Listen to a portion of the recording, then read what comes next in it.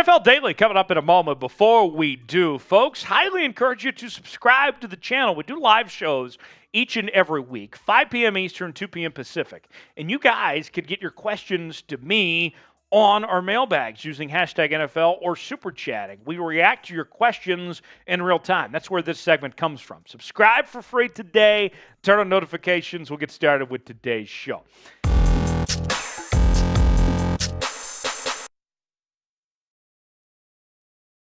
It's your chance to direct where this show goes, where you can ask anything and everything using that hashtag NFL, or if you super chat, you get to the front of the line and we'll answer whatever questions you guys have. Let's get started with NFL Fan Zone writing in Clyde Edwards-Helaire to the New York Football Giants. Well, the only way I would see the Giants looking at this move is if they decided to move on from Saquon Barkley. Don't think that happens. Although the Kansas City Chiefs, and rightfully so, have been frustrated with CEH, with how things have gone for the former first-round pick out of LSU, I don't see it happening of him going to New York. I think there's going to be a lot of teams that are going to be capable of bringing in CEH.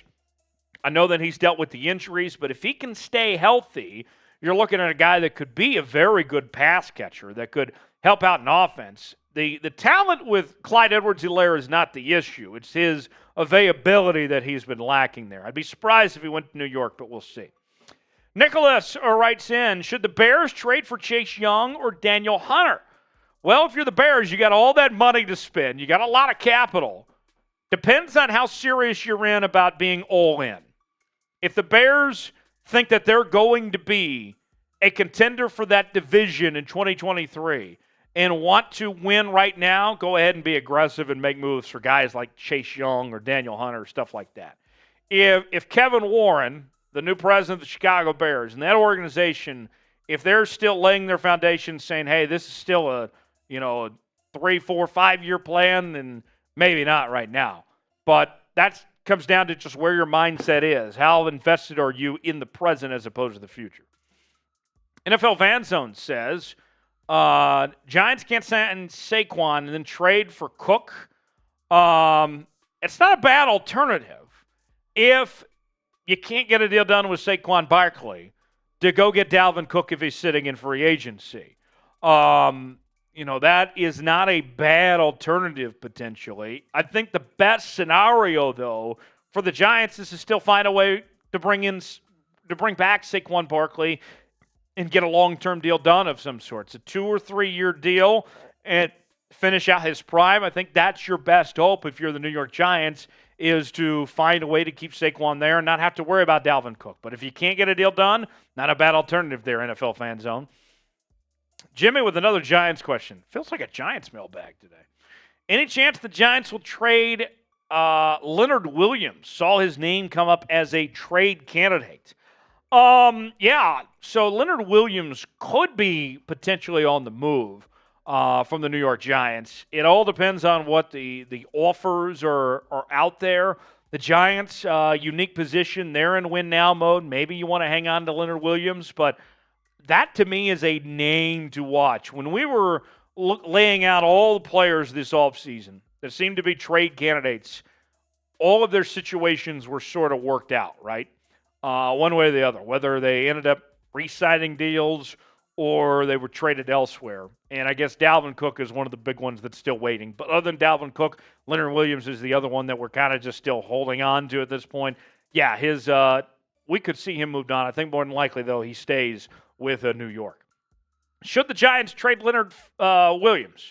What do you think? Should they trade Leonard Williams? What do you think in the comment section? Y for yes, in for no. Should they trade him or not? Tell me what you think in the comment section below.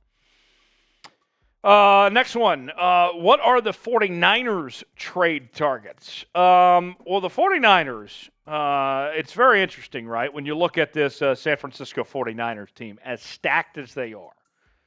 DeAndre Hopkins seems like an outside chance. Dalvin Cook, I don't think is a trade target. I don't think they're necessarily trading for him, but I could see them signing him if he's available in free agency. I don't think they necessarily have any trade targets. They're already a complete football team. I think they're waiting to see who's out there potentially guys that could cut, that are there in free agency that makes sense to sign if they're still out there. And I'll say this, though, as far as one outside chance of trade targets, okay, if you're trying to get greedy, if you're San Francisco, the Chase Youngs, those types of the world, to even make the defense even better, if you can find a spot for them, that would be like a cheat code of some sorts. Ruski says, Chance Young, I think that means Chase Young, with Vic Fangio's defense, good Lord, good luck with offensive teams. So, again, I think that means Chase Young that he's referring to. Putting him in Miami. Vic Fangio is a very good defensive coordinator. Not a head coach, but a very good coordinator. And you look at what the Dolphins have already done with Jalen Ramsey and some of the other additions that they've made there. Miami is going to make some noise and wreak some havoc for some teams there. Watch out. That could be very fascinating if things go that way. NFL NFL hats are on sale now. We have the flat bills, as you can see, from teams like Philadelphia, Atlanta, Denver, Miami, and all different styles. I love the throwback from the Broncos. I love this Dolphins one that's got the orange and the teal. How about this Seahawks one? The white with the neon. That's so clean, folks. Whatever your team is, we have hats for you. No need to fear. NFL hats are here for everybody. No matter what your team is, we got you covered. Right in time for Father's Day, too. Father's Day just around the corner. You know that Dad is going to be out there mowing the grass, and, he doesn't want to get sweat in his eyes and all that, so he needs to wear a hat, and he needs to represent his favorite team. Maybe he's on the golf course, needs a hat to wear. Get Dad one of these NFL hats now. Chatsports.com/NFL hats to get yours today while supplies last. All 32 teams covered. Get yours now. You'll be glad you did. Chatsports.com/NFL hats. Juan Hernandez says, how many games do you think Jimmy G will play? I'm not his doctor, so I can't give an exact answer. But I can at least speculate of some sorts. Okay? I'll do my best. So the Raiders have said, at least internally, that they think Jimmy G is going to be okay for when the season starts. That's what they say. Now, that could very well be a smokescreen out there, but at least that's what they're telling us. But Jimmy G, traditionally speaking, struggles to stay healthy. So even if, let's give the Raiders the benefit of the doubt and say that Jimmy G is able to be available week 1, you can't count on him to play all 17 games this year. I'm not going to put an exact number on how many he'll play, but count me shocked if he plays the entire season. We'll put it that way. And the Raiders, not to mention, have bad offensive line issues, where they'll, have issues protecting the quarterback as is. I'll be surprised if Jimmy G makes it through the whole year. GM Evan Hinder says, Kwon Alexander to Minnesota. Wouldn't that be something? Minnesota, I think, has had a bad offseason. I think, if you look at some of the losers in the NFL this offseason, the Minnesota Vikings would be some of the biggest losers on this list. Of some of the mistakes that they've made, and you look at everyone around the league trying to get better, the Vikings are one of the teams that have gotten worse this offseason.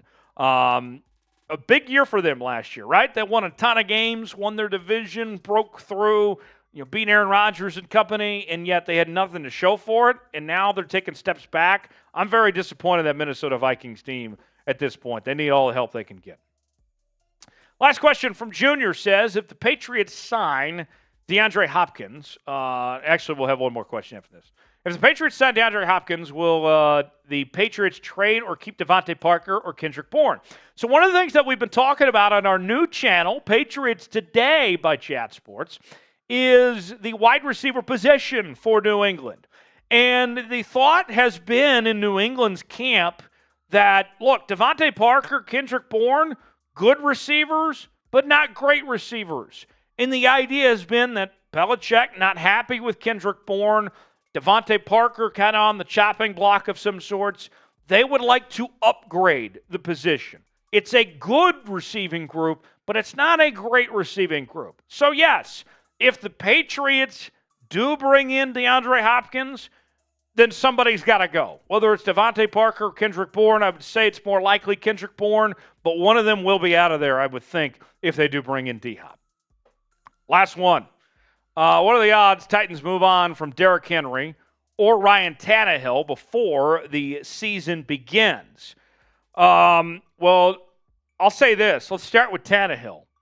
If the Titans, and I think the Titans are in a rebuild mode, if the Titans are all in on moving towards their future, okay, and they like what they see from Will Levis, they could very well trade Ryan Tannehill and start the Will Levis era early, right?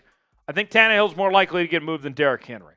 Now, Derrick Henry, in his case, the way his contract's structured and everything there in Tennessee, Derrick Henry is only going to be there at least just this year, okay? They're not bringing him back next year. So if you're Tennessee, you have to decide, do we go ahead and keep Derrick Henry and play this year and let him go for nothing, or do you go ahead and trade him and try to get something out of him while you can? So I would say it's more likely that Tannehill goes, but I'm not ruling out the possibility that either one could go before the season begins. The Titans have had a weird offseason. New management there. A lot of question marks about that team entering 2023. The problem with the Titans, I'll kind of wrap this all up on this, is they don't have an identity. The Titans don't know who they are, okay?